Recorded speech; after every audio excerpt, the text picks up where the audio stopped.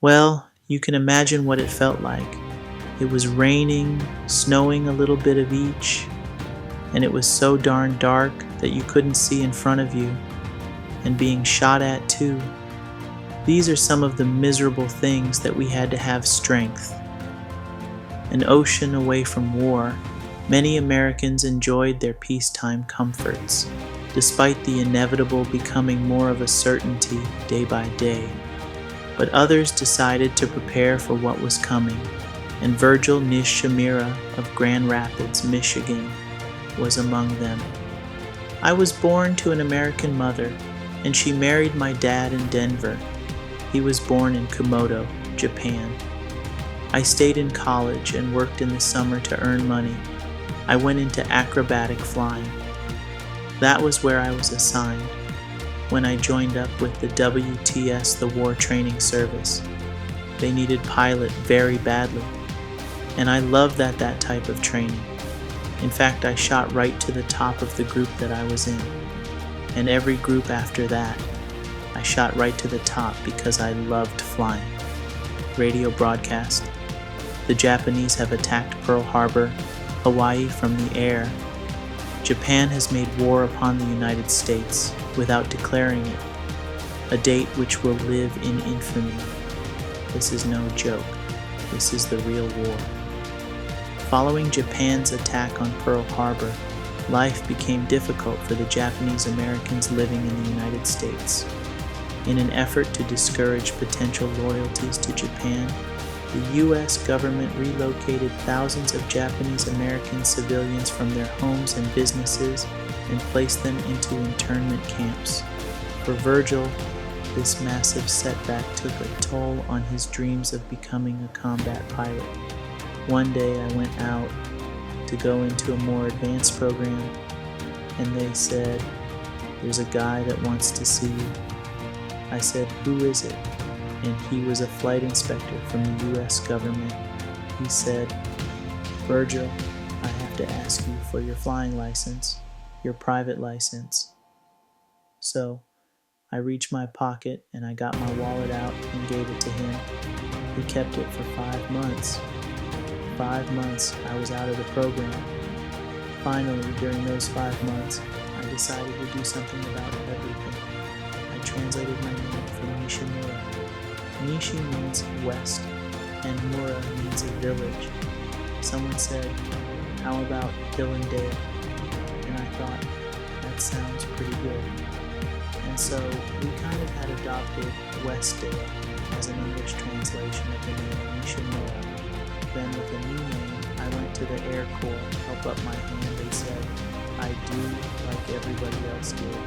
Well, I was so good at flying, the head guy that was over the American Air Transport asked me if I wanted to be a flight instructor. I was a flight instructor, and all the lids closed down on me. He said, "You're being transferred from the Air Corps to the Army as a private." So I went from being a flight instructor, which is pretty high, and private in the Army is as low as you can go. Going lower, no reason at all. None. Zero. That's the way it was. Couldn't challenge anything back then. No, they wouldn't let me fly. Virgil was placed with the 522nd Field Artillery Battalion, a unit made almost entirely of recent, second-generation Americans of Japanese heritage. In the opinion of the U.S. government, there was no question of where these men would. We landed into a neutral area at first and went up toward Naples. Those poor people. Flies were all over and they were eating out of garbage cans. Il Duce, Mussolini, he should never been in a war in the first place. They didn't have any money or anything, and Rome was off limits. But one little story. I walked into a courtyard. There were dozens of GIS in it, and I said, "What is everybody waiting for?" And someone said to me, "Look who's coming out." Pope Pius XII walked out on that little balcony, and he blessed the whole crowd down there. It was quite impressive to me to have that happen. Pope Pius XII. I remember that, after intense fighting in the Tuscan region of Italy, the 522nd moved to the Vosges Mountains in France, joining forces with the 442nd, a regimental combat team also made up mostly Unsung. As Allied forces pushed the Germans back toward their homeland through aggressive offensive maneuvers, Virgil and the 442nd would take part in their most notable action yet. One general, by the name of Dahlquist, he tried to send one of the other companies, but the 1st Battalion was cut off, surrounded by the Germans, and they were being annihilated. Then Hitler sent in 700 more troops. So the only thing that Dahlquist left was the 442nd. He said, "I want the 2nd Battalion to go in there at midnight." Well, you can imagine what it felt like. It was raining, snowing, a little bit of each. These are some of the miserable things that we had to have strength, and it was so darn dark that you couldn't see in front of you. And being shot at too. Dahlquist wanted to fire right at a certain checkpoint. He made a mistake. The checkpoint was where the lost battalion was. You can imagine us firing at the lost battalion first controlled scene. The artillery to save the battalion twice. They could fire on that one and almost dead. We saved 200 lives. We lost 800 to casualties. That is a big difference. Thanks to the 442nd, the lost battalion was rescued due to the staggering number of casualties that was increasing.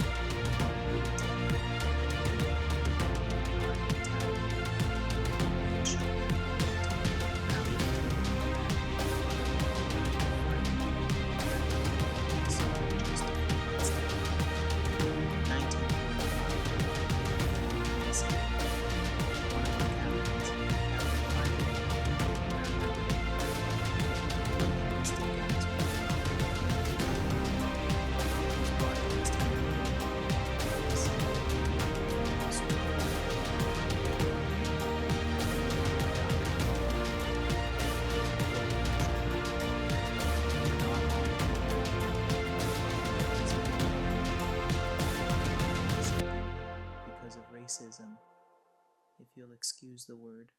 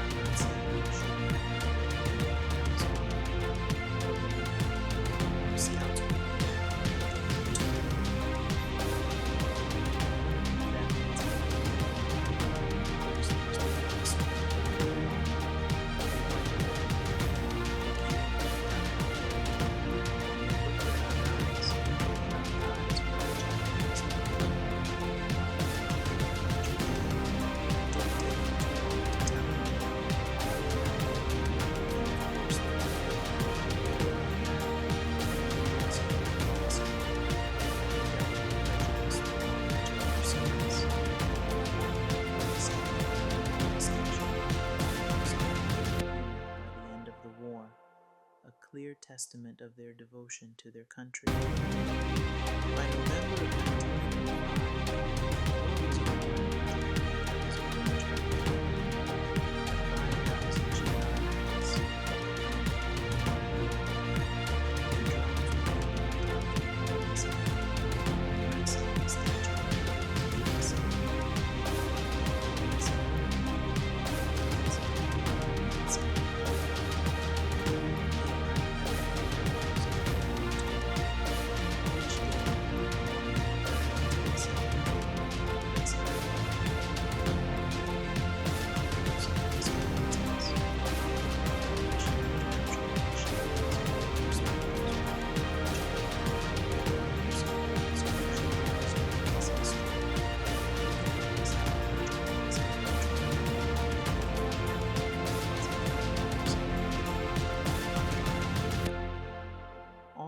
sure you're subscribed and click the notification bell.